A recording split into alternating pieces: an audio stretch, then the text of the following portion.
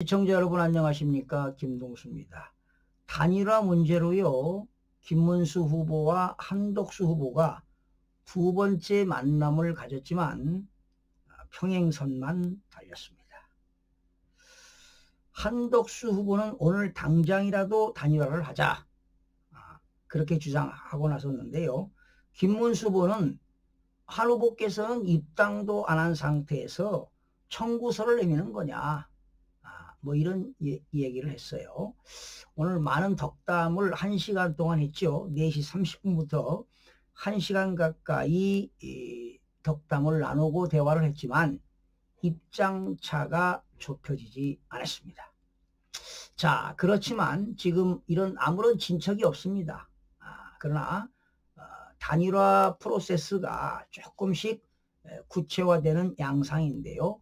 오늘 그 김문수 후보는 오전에 긴급 기자회견을 열었죠. 그런데 국민의힘에서는 당원 74조에 따라서 김문수 후보한테는 당무 우선권이 발동한다고 발표를 했습니다. 그러면서 방송 토론도 하고 또 여론조사 후에 단일화 방안을 제시했는데요. 현명한 방법이라고 저는 생각합니다. 그러면서 김문수 후보는 권영세 비상대책위원장 등 지도부를 찾아가서 선대위 재가동을 요구했습니다. 네. 김 후보가 내놓은 그 단일화 프로세스는 시간이 좀 다소 지체되지만 그래도 합리적인 선택으로 보입니다. 김 후보는요.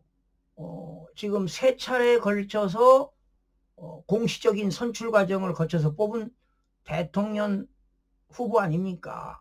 그런데 국민의힘 당 지도부는 그렇게 공식적으로 뽑은 후보를 버리고 후보를 바꿔치기 하려는 강압적으로 단일화를 하려고 하는 것은 아무런 감동도 서사도 없다고 주장을 했습니다. 당연한 말이죠. 제가 볼 때 국민의힘에서 한덕수 후보와 모정의 썸씽이 있었지 않았느냐. 조기 개헌도 하고 내각제를 추진하자. 이래서 지금 국민의힘의 지도부는요. 그 한덕수 후보로 단일화를 시키려고 하는 건데 그러나 국민의힘 그 당원 규정에서는 대통령 당에서 뽑은 후보가 당무 우선권이 있기 때문에 그렇게 쉽게 되지는 않을 겁니다. 그래서 제가 볼 때 김 후보와 한 후보가 말이죠. 단일화 그러니까 보수 단일화를 하는 건 좋은데 시너지 효과를 극대화시켜야 됩니다. 두 후보 간의 지지층 계층이 상당 부분 겹치잖아요. 그래서 두 후보가 한 며칠 동안 일주일이면 일정한 기간을 정해놓고 각자 자신의 몸값을 최대치로 높이는 겁니다. 그래서 지역과 계층을 상대로 해서 지지자들을 끌어안아야 돼요.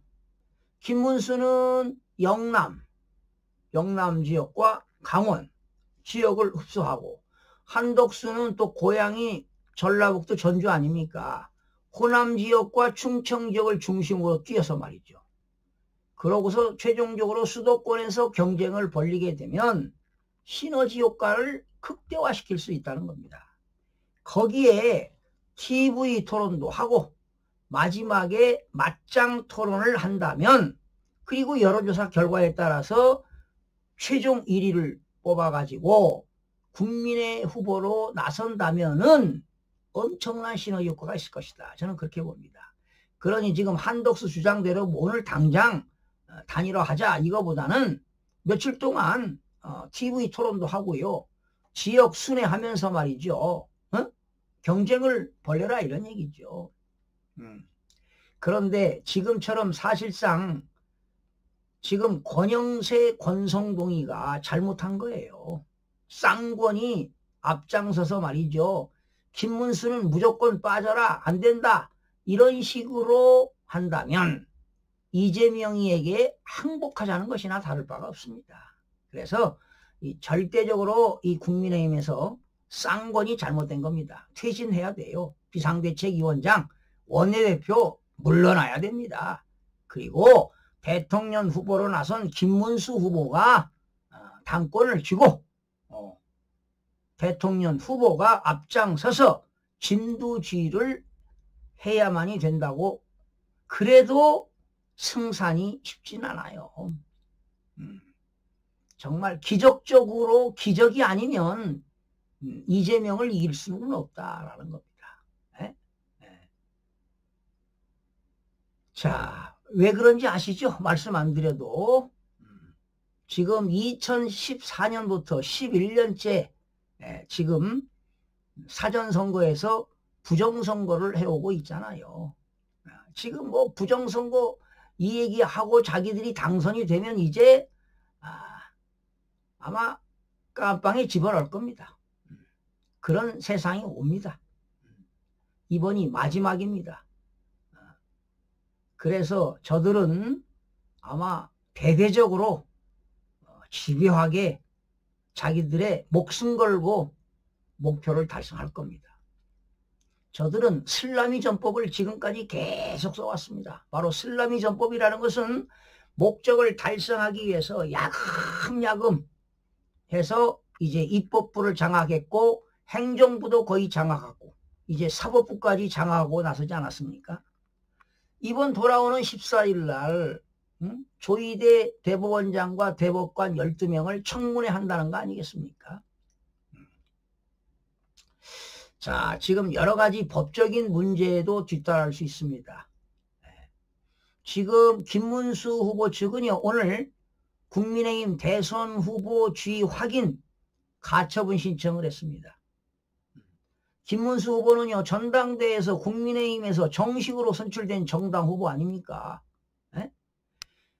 이 당 지도부가 말이죠, 김문수 후보의 동의 없이 후보를 교체를 시도할 때는 절차 위반으로 법원에서 가처분 신청 분명히 인용할 가능성이 매우 높습니다. 과거에요, 서울고등법원은요, 정당의 후보 결정이 공정성과 정당성을 심각하게 침해했다면서 법원이 심사할 수 있다는 판례를 남기기도 했습니다. 법적 문제로 비화가 되면은요, 법원이 김문수 후보 지위 침해로 판단할 가능성이 매우 높습니다. 그렇다면 한덕수 후보는 선관위의 후보 등록이 불가능한 상황을 맞게 될 우려도 없잖아 있습니다. 여러분, 옛말에 급할수록 돌아가는 격언이 있습니다. 국민의힘은 정말 심사숙고해서 이번 대선 후보를 단일화시켜야 되는데 지금 국민의힘의 지도부는 잘못하고 있습니다. 당헌을 지금 위반하고 있지 않습니까? 우선권이 74조에 당헌 74조에 당무 우선권이 있습니다. 당무 우선권은 대통령 국민의힘 그 후보자가 진두지휘할 수 있는 권한이 있습니다. 이제 권영세 비상대책위원장, 이제 권성동 원내대표는 사표를 내세요. 그리고 한 일주일 동안 김문수 후보가 주장하는 대로 단일화를 하기 위해서 TV 토론도 하고 국민 경선을 거치면 반드시 시너지 효과가 있을 겁니다. 그렇다면 아마 김문수 후보가 되었던 한덕수 후보가 되었던 지지도는 올라갈 거라고 봅니다. 그러나 여러분, 6.3 조기 대선에서 큰 기대는 걸지 마십시오. 기적이 일어나지 않는 한 국민의힘은 압승하기가 어렵습니다. 왜? 저들은 변칙을 쓴다는 겁니다. 또 마지막 작품으로 남길 겁니다. 그게 바로 부정선거 아니겠습니까? 지금 사전투표에서 11년 동안 부정선거를 해왔는데 이번부터 안 하겠다고요? 천만의 말씀입니다. 윤석열 대통령이 이걸 마무리를 못하고 떠난 것이죠. 그게 아쉽습니다. 비상계엄을 해서 비상계목이 됐지만 부정선거를 밝히지 못하고 떠난 것이 참으로 안타깝습니다. 이제 대한민국은 기울어진 운동장, 일당 지배체제가 되는 것입니다. 그렇다면 대한민국 미래는 어떻게 되겠습니까? 이제 사회주의, 전체주의로 가지 않을까. 이번 대선에서 그들이 승리하게 되면은 정치뿐만 아니라 경제, 사회, 문화 모든 것이 바뀔 거라고 생각이 됩니다. 그리고 저 같은 경우는 이제 부정선거에 붙자도 이야기할 못한 그런 세상이 올 수도 있습니다. 잘못했다가는 뭐 다 구속시키지 않겠습니까, 여러분? 정치 보복하지 않겠습니까?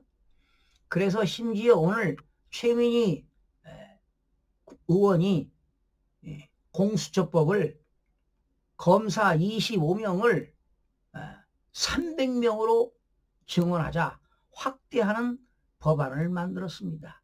이 고위공직자들 잘못하다가는 철장 신세를 질 것 같습니다. 시청자 여러분 고맙습니다.